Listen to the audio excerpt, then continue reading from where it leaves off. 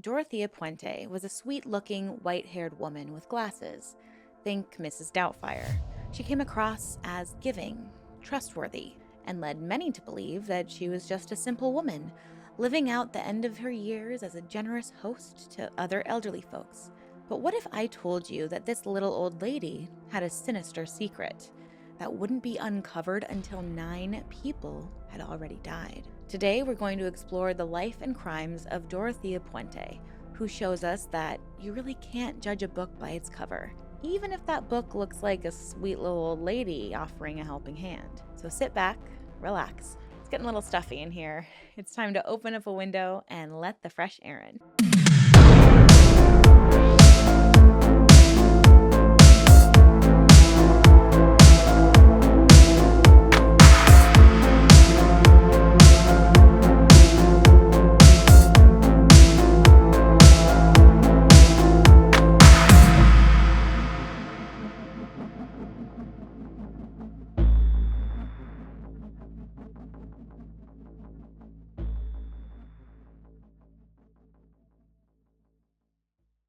Hi, everyone, and welcome back, or welcome if you're brand new. My name is Erin, and I am fascinated by all things true crime, cults, and unique spiritual practices. I like to call Tuesdays True Crime Tuesdays. This is the day I cover a true crime case, and on Spiritual Saturdays, I explore a cult or spiritual practice/group that I'm curious about. And I'm also a big fan of alliteration. If you're interested in this stuff too, I hope you'll subscribe because I'd absolutely love to have you here. And I also love to recommend a book each video. Now, this book is very good. It's called The Witch of Portobello. I read it like a year ago, and it's by the same author of The Alchemist. His name is Paulo Coelho. And did you know that he did not intend for The Alchemist to be like one of the world's most spiritual texts? I feel like so many people are like, this will teach you about how to have a journey on your life. And it does. It's a great book, but he didn't intend for it to be this spiritual text. And this one, honestly, maybe it's because the main character is a woman. I felt like it resonated a lot more with me. There are a lot of feminine themes, and you get to experience this woman's journey, and I really loved it. So if you're interested, I highly recommend reading The Witch of Portobello. I am in a little bit of a mood today, and I'm not sure if it's because today's case is so unique and fascinating, and I haven't really seen anyone do a deep dive on it. Well, I actually did all my research, wrote the script, and then I randomly happened to find a video from 3 years ago that another YouTuber did, and I was like, should I even post this video? But I'm going to, because I'm sure there's someone who's going to find this video and get curious.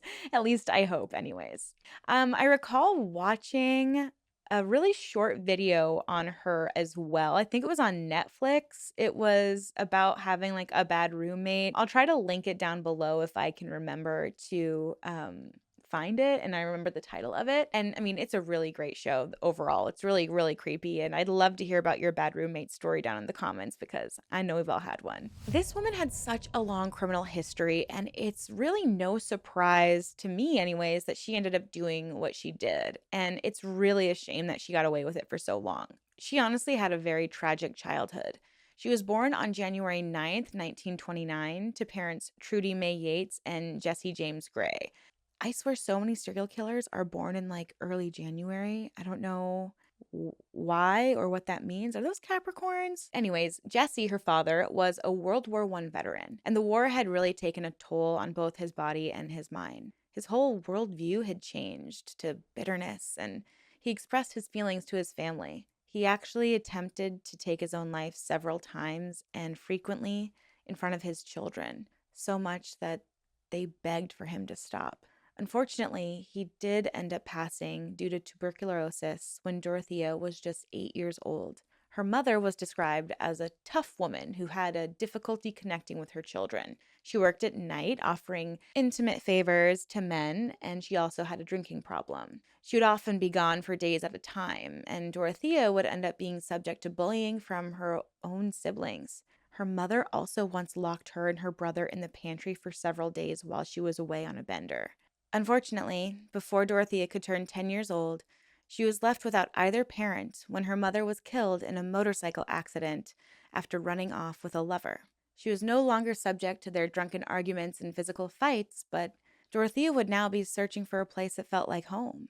After shuffling about from different foster homes and siblings' houses, she found herself living with her brother and his wife. She attended several high schools, and it said that she was a very popular girl, in part because she was able to entertain her peers with wild stories. She claimed to be a genius, to be Portuguese. She claimed she couldn't speak English well, and whether or not you consider these little stories or just flat out lies, it seems like she carried this behavior throughout her life. It just seemed like she liked lying. In 1945, she was just 16 years old and she moved up to Washington. Even though she was very young, she became a woman of the night to try to get by. And this would actually be how she met her first husband, Fred McFall. They ended up going down to Reno, Nevada to get hitched, and for whatever reason, she listed her age as 30 years old, and she decided her name would be Sherry A. Rusile.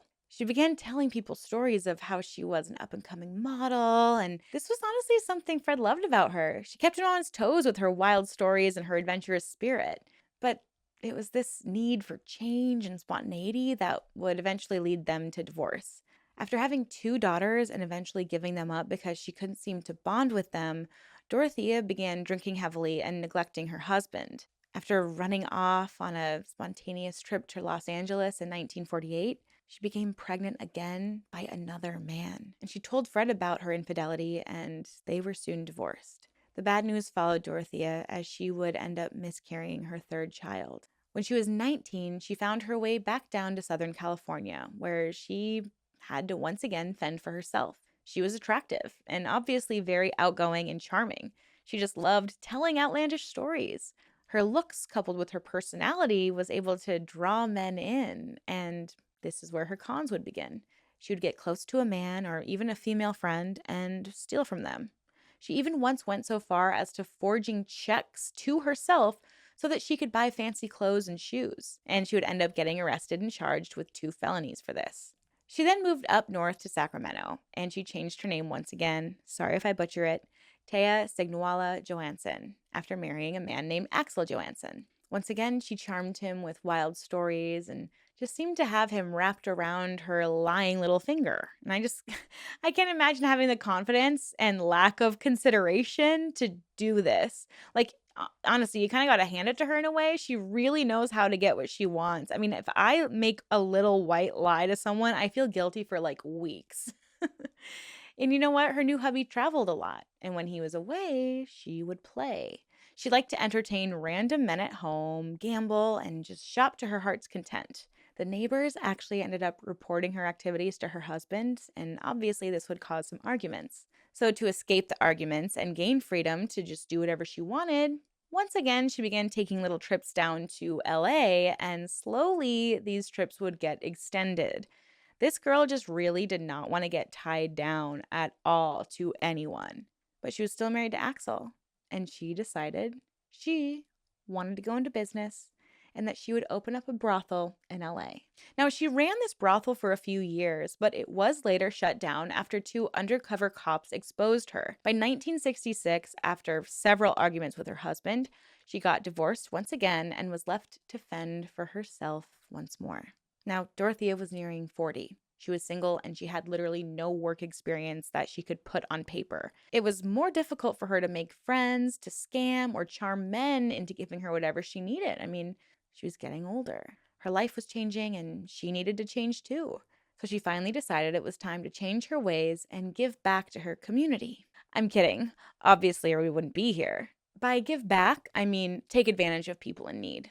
She remembered her mother and her mother's struggle with alcoholism. She recognized that if she found a vulnerable person who might be living off the street, struggling with alcoholism, or living off government benefits, she could offer them help and gain her trust. Once she gained their trust, she might be able to access their money. And now she knew she couldn't do this for just one or two people. It just wouldn't be enough for her to live the lavish lifestyle she'd become so accustomed to. She had to make sure that she could take advantage of several people at once. And the way she would do this was offer housing to the town's struggling alcoholics. Being the actress that she was, she began to wear cute little glasses and, frumpy clothing to give the illusion that she was a sweet little granny. I mean, she was really Mrs. Doubtfiring everyone. She was only in her 40s at this time. So, I mean, she was really committed to this look for a few decades. Like, Dorothea, you really know how to commit, girl. It's really not funny, but sometimes you can't help but laugh at these criminals, right? So, she ended up opening up a halfway house that she called, get this, the Samaritans. Notice how she didn't put good in front of it. At the Samaritans, she would welcome alcoholics and other people who needed support. Eventually, the home grew and she was caring for 30 people, caring for them, but also benefiting from caring for them. She soon met her next husband, Jose Puente. They got married quickly and separated even faster, separating just 2 weeks after the wedding. Jose had a wandering eye, and Dorothea was used to being the only woman in a man's life. She did not like this. TJ Hosley, a tenant who she trusted to take care of the Samaritan when she was away, was confronted by Puente one night because Puente believed that TJ had told Dorothea about his secret activities behind her back. Puente punched TJ, who flew to the floor, and in response, Dorothea attacked Jose, and then he ended up fleeing the scene. Now, once social workers heard about this incident, they pulled all her tenants from her care. Her business failed. Her marriage had failed, and she was getting older and older. She was losing control, and that was really the one thing that she always wanted to have, the ability to control and manipulate everyone around her. So she spent a few years reflecting and rebuilding her reputation and her business so that she could thrive in her next endeavor. But I believe that all those failures actually showed her how much she could get away with if she was a little more meticulous and a little less trusting. She eventually was able to lease a large, gorgeous home. She decided that she would go back to taking in alcoholics, and because she always housed people that were deemed as difficult, people who might not otherwise be able to find a landlord to rent to them, she quickly became a favorite among social workers. She never housed anyone who needed specialized care, just people who one might consider unreliable to a landlord. She also integrated herself into the Hispanic community. She helped people new to the area find a place to live and would even offer work to some tenants. Dorothea was there, propping herself up as a helper, a nurturer, doing good deeds. She was especially good at helping with their finances. She helped several of her tenants sign up for Social Security benefits. Many had trouble managing their money, and they entrusted her in becoming sort of the middleman between their government assistance and their bills. Not even when she remarried Pedro Montalvo did she let anyone in on the inner workings of the finances of her home for the needy. On the outside, she appeared professional, giving, sweet, and nurturing, but she also knew how to hold people accountable and help them get their lives back on track. So when people started missing, it took some time before anyone looked in Dorothea's direction. By 1977, Dorothea had made a name for herself. She was a well-known and well-respected humanitarian within the community. She was creating a network of politicians and well-respected higher-class people and began contributing to political campaigns. She even claimed to be friends with Ronald Reagan's first wife, Jane Wyman. And I thought this was a funny anecdote that she said she never got along well with his second wife, Nancy. She even claimed to have had dinner with Clint Eastwood, but it's Dorothea, so who knows what's real and what's just an embezzlement. Embezzlement? Embellishment. But I guess with Dorothea, it could be either one. She was finally being associated with people of status, something she'd always wanted. But when it was discovered that she had forged a previous tenant's signature on a Social Security check that he was waiting for, the mask Dorothea had been wearing for so long began to slip. After an investigation, it was discovered that while claiming to help people in her boarding house, she had actually been stealing their Social Security checks. She had forged signatures on 34 checks and had been cashing in on those benefits. She'd been taking advantage of people's trust in her and was stealing their money from them. She'd been doing this for a very long time. Now, during the investigation, it wasn't just these crimes that came to the surface and flooded the community, but her past as a prostitute and previous felonies came to light, and her standing in the community was tarnished. She lost her reputation, her boarding house, and her sense of self. She was forced to see a psychiatrist. And forgive me, his name's Dr. Thomas Duty. It's such a great name. I'm so sorry, Dr. Duty. When I read that, I couldn't stop laughing. I was like, I don't know if I'll get through this story without giggling at the name Dr. Duty. It just doesn't sound real. But We're going to, Erin, take it seriously. Dr. Duty diagnosed her with schizophrenia, and this kind of explained her years of storytelling, lying, and basically living a double life. And this was behavior that would prove difficult for Dorothea to ever change. In 1979, Dorothea would go to a bar and meet Ricardo Odorica, a Mexican immigrant. He'd moved to the United States with his family and was finally realizing the American dream. He'd purchased a beautiful, large home at 1426 F Street in Sacramento and was busy renovating the property. In an effort to help with the cost of renovations, Ricardo had put the second story of the home up for rent. So when this sweet old lady told him she wanted to rent it out, he didn't hesitate to bring her into his home. For a little while, she acted as a traveling nurse. She worked for independent agencies even though she never held a medical license or degree or had any medical education whatsoever.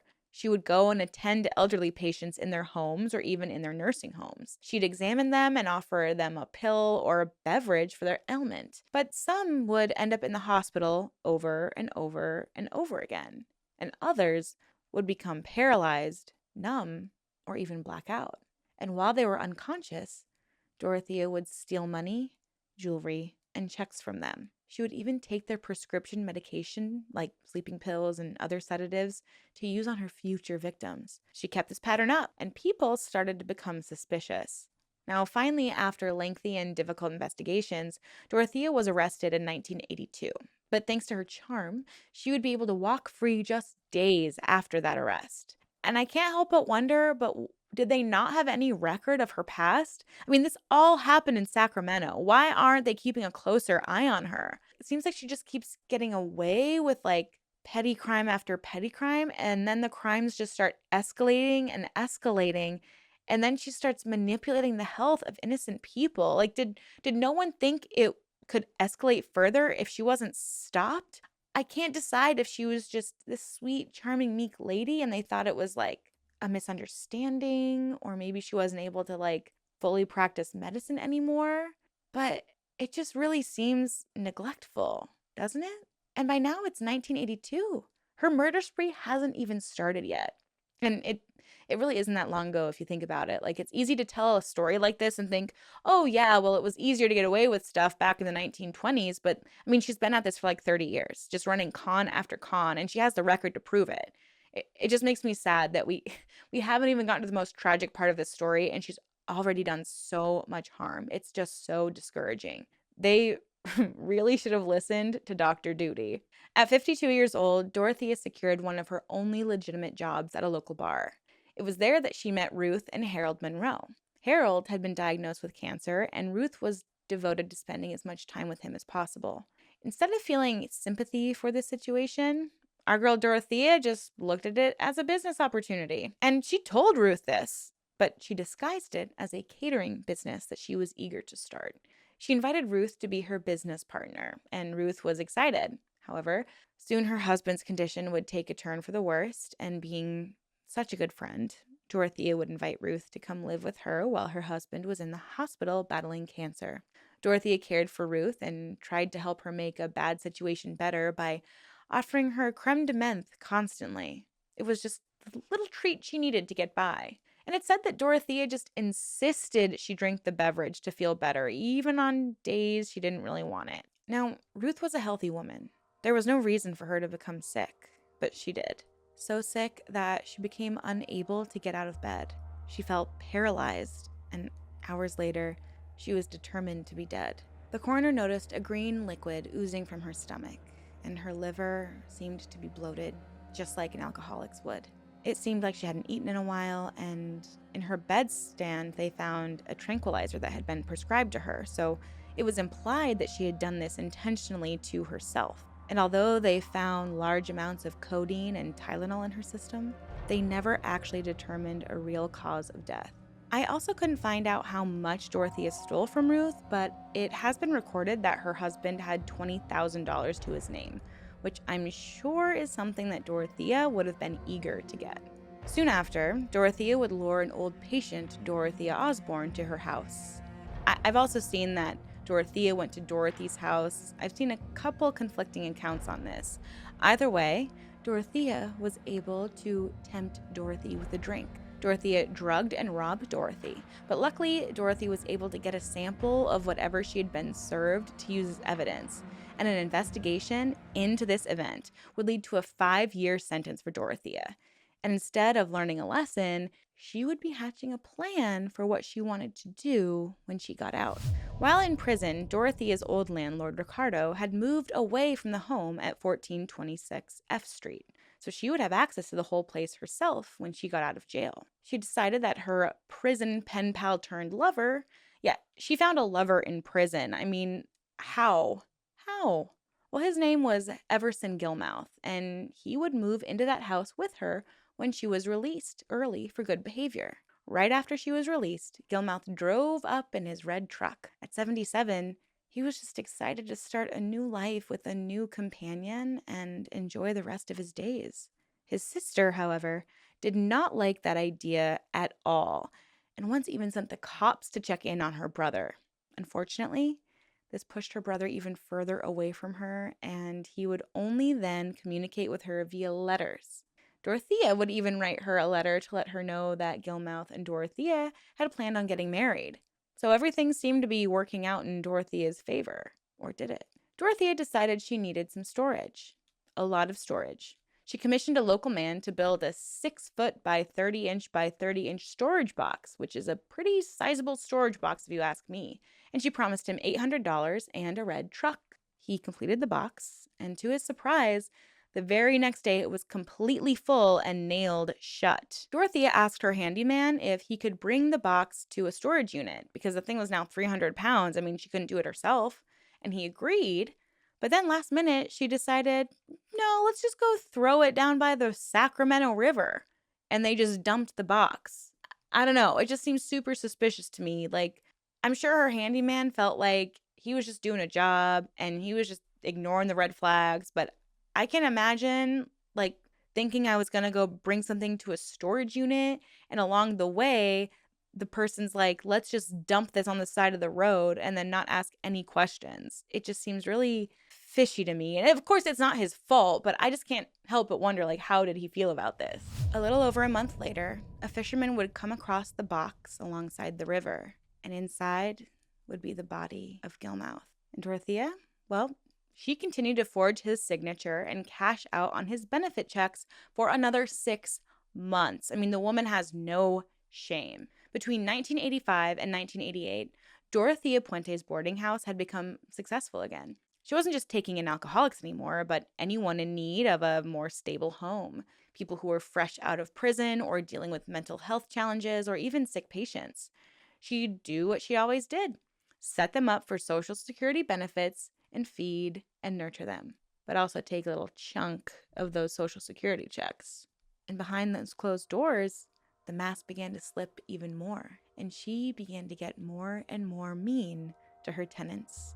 A couple of outside nurses had started checking in on a particularly ill patient, and she got angry. She began to refuse to take their calls or allow them inside, because she was fully capable of taking care of her tenants on her own. The other tenants had begun to see the chinks in her armor. The tenants noticed suspicious activities and odors coming from different areas of the home, but of course, Dorothea always had an excuse for any suspicious activity. When a man named Bert Montoya disappeared, Dorothea claimed he was just visiting her family in Mexico, which, weird, like, why her family? It just seems odd. And when a tenant complained about an odor coming from Benjamin Fink's room, she claimed it was just a sewage backup. I mean, she had an excuse for everything. But soon enough, her time as a murderous thief finally come to an end. After attempting to reach Bert Montoya for several months, the volunteer social workers who had placed him in Dorothea's care became suspicious. After a strange phone call with one of Dorothea's workers, they decided to call the police. The police went to search the boarding house, but they didn't find anything suspicious until they were about to walk out the door, and one brave tenant passed a note that said, "She wants me to lie." This tenant would eventually speak privately with the police and reveal that Dorothea Puente had plenty of secrets buried in her backyard, but what they really found was horrifying. Dorothea Puente was a woman whose only concern was herself. When her victims came to her for help, all she saw was dollar signs. She invited people into her home under the ruse that she would be able to care for them and get them back on their feet. But instead, she would poison them, hide their bodies in the backyard, or sometimes bury them under concrete, and then force their signatures and cash out their benefit checks for herself. It's hard to imagine that this old lady, now 59 years old, could be murdering these people and disposing of their dead bodies. But remember, she had a helper who made her that storage box. He would end up testifying against her and receive immunity to all criminal charges. And I can't help but wonder if he helped her more than once. Now, Dorothea was charged with 9 murders, but only found guilty of 3 due to evidence, or I guess lack thereof evidence. It proved a really difficult trial for the jurors, and they seemed to be deadlocked on several victims' cases. But on December 10th, 1993, at the age of 64, after more than 45 years of criminal activity, Dorothea was sentenced to life in prison. On March 27th, 2011, she died of natural causes in prison. A story like this is so fascinating and concerning all at once.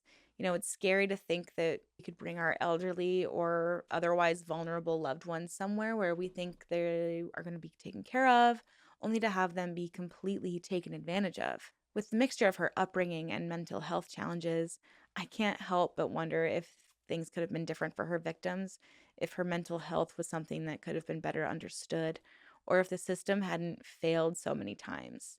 It's scary to think that someone can be so manipulative that they're able to escape incarceration so many times, and then we only see the bad behavior escalate more and more. She really could have helped these people if her intention had been pure, but because it wasn't, her impact was devastating. And it's really a shame that not all of the 9 victims got justice in this case. They were only able to prove that she had murdered 3 of those people. And it's really just heartbreaking to consider the families of those affected and the victims themselves being so trusting, so open, and were just completely taken advantage of for really no reason. Now, if you're curious, the boarding house at 1426 F Street in Sacramento is still there today. Ironically, an elderly couple lives there. They bought it in an auction a couple years after Dorothea's death for $215,000. So I don't know if that's a choice I would make, but I mean, the place is probably haunted by the little old lady ghost. Now, every video I like to share a lesson that could be learned, and today I really don't know what to say. It's really extra sad when the people we are supposed to entrust the care of the people we love take advantage of that just for financial gain. I mean, if she had dedicated her time to a worthy cause or just to like a regular job, she might have been able to change lives. But instead, she took the lives of other people.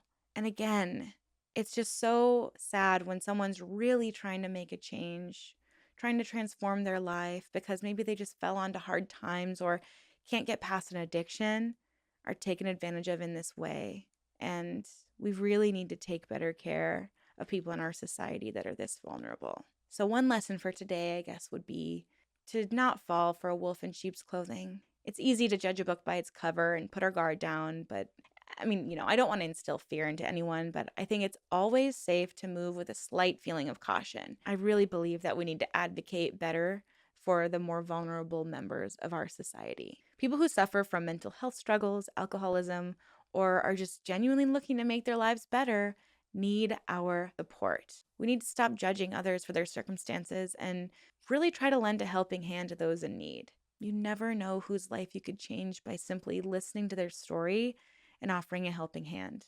But as always, ask questions, think critically, and please be safe out there. Have a great rest of your week, and I'll see you in my next video very soon.